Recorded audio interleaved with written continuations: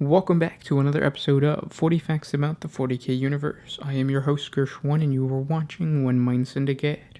Today we continue talking about the Traitor Primarchs as we get into the origins of Mortarion. If you're new to the channel, subscribe. We push Warhammer 40K lore videos every single day. If you have any suggestions, please comment down below. And don't forget to thank our patrons on Patreon. It's because of them that we can do this. Link in the description if you guys want to support us.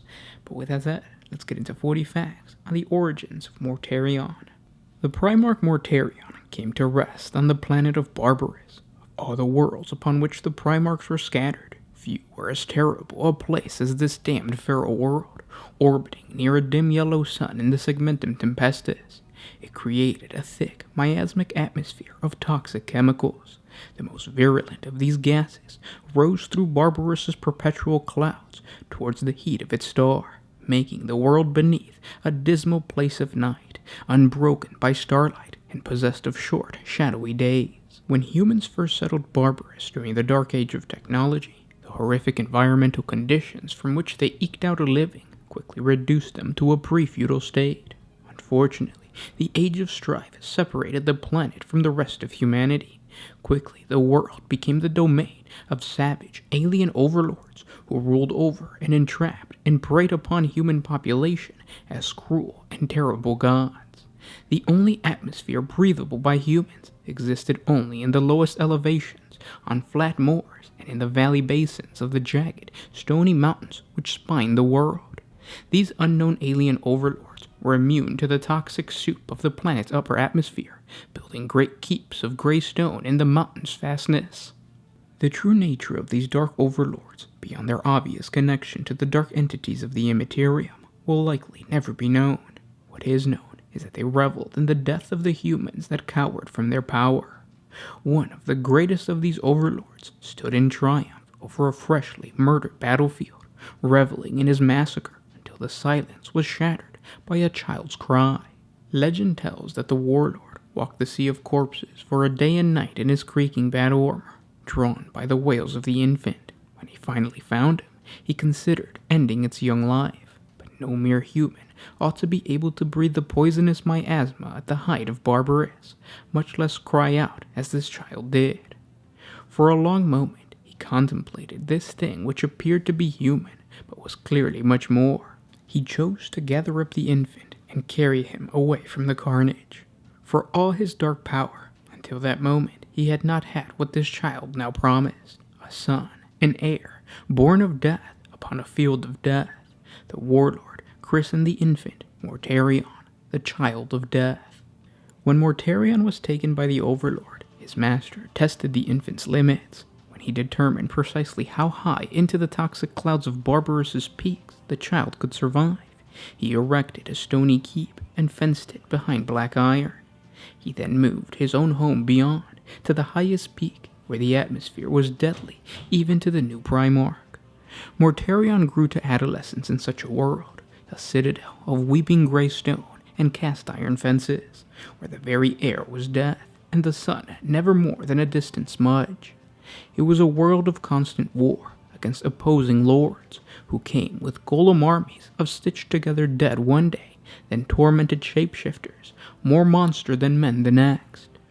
While the Primarch was shaped by this environment, he was still a child of the Emperor, superhumanly resilient to the poisonous air around him, and superhumanly strong even in the absence of sufficient sunlight or nourishment. Mortarion possessed an intellect which was highly keen, and which asked questions his lord did not want to answer. Increasingly, the questions centered around the fragile things in the valley below, which the warlord preyed upon for their corpses to reanimate, or victims to a curse. The warlord kept Mortarion as distant from the human settlements as he could, but his very act of denial fed the maturing Primarch's obsession. The day finally came when Mortarion would not be denied any longer. Mortarion slipped through the dungeons from his keep. The last thing he heard was the voice of the Overlord, the only father he had known, roaring in the miasmic darkness from the highest battlement as Mortarion descended from the mountain. He renounced the Primarch for his betrayal, warning Mortarion that should he return, it would mean death. Descending beneath the mist was a revelation to Mortarion. His lungs were filled with air free of poison for the first time. He smelled aromas of food being prepared, of crops freshly harvested, hearing voices unmuffled by the fog, and for the first time heard laughter.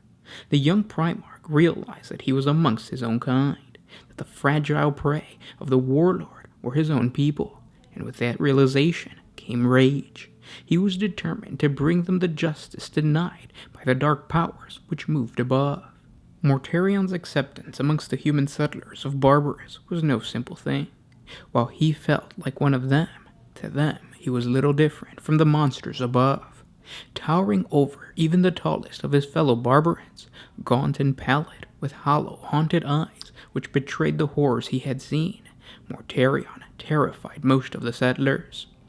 They looked upon him with suspicion and fear. It stung the young Primarch, but he bid his time, using his great strength to work the fields for their meager harvest, knowing that his opportunity to prove himself would soon come. When it finally did, in the twilight hours, he was ready. The village was eventually attacked by a lesser lord and his corpse army. The villagers fought back with their farmers' tools and torches, but were unable to prevent the shambling creatures from carrying out their master's dark purposes. Mortarion then strode forth, a large two-handed scythe in his hand, and charged into the ranks of the enemy and annihilated them with the Primarch's born rage.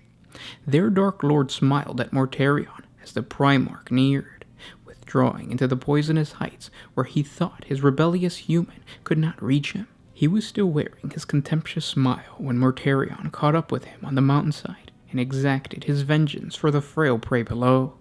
After that night, Mortarion's place among the settlers was never in doubt. As he matured, Mortarion taught the settlers of Barbarous what he knew of warfare. Word of his exploits spread, and many others made the perilous journey to learn. Slowly, villages became strong points, and the villagers more effective defenders. Eventually, Mortarion went amongst the people, traveling from settlement to settlement, teaching, building, and when occasion demanded, defending them. Always, however, his ultimate justice was denied. The dark powers could always retreat into their impregnable bulwark of their poisonous mists. His people could only fight in defense, but that had to change. Mortarion recruited the toughest, most resilient of Barbarous's population, forging them into small units which he drilled himself, teaching them not only defense, but also how to attack. He turned blacksmiths from tool working to weapon making when time allowed, and crafters to the shape of armor. And with the best artificers he could find, he bent his formidable intellect to the problem of the poisonous air. When one of the overlords descended from the poisonous fog blanketing the mountainside, the villagers not only managed to mount a successful defense, but were led by Mortarion into the poisonous fog, where the overlord's army thought it would escape the marauding humans. Masked with crude filtering hoses and breathing apparatuses, the Primarch led his retinue to bring death in the realm of death. They killed the warlord and massacred his army. The Primarch continued to improve the breathing apparatuses of his new death guard as his retinue of warriors came to be known, campaigning ever higher into the darker overlord's domain, encountering ever more virulent pestilence. The constant exposure to the higher doses of toxins toughened the death guard. Mortarion and his army warred for solar months across the poisonous spines of Barbarous, until only one grim but very familiar citadel stood against them. The concentration of poisonous toxins was such that they threatened to overcome the Death Guard and the Primarch himself, forcing him to withdraw. Mortarion would not get vengeance against his adopted father until the Emperor arrived. And those were 40 facts on the origins of Mortarion. I hope you guys enjoyed this video. If you did, don't forget to share it with your friends on Facebook, Reddit, whatever social media you guys use, or support us on Patreon. It's a simple $1 a month. It helps us create more videos. Thank you guys ahead of time. I hope you guys are enjoying all of this cool origins of the Primarchs. We're going to jump over to the Primarchs arriving with the Emperor pretty soon. There is a lot of lore to cover with each individual Primarch, so doing them in sections seems like the smartest thing, just so that we don't overwhelm ourselves by doing the entire story of each individual Primarch. But I hope you guys are enjoying these videos, and I'll talk to you tomorrow. This is Gersh1 with One Mind Syndicate signing out. Oh,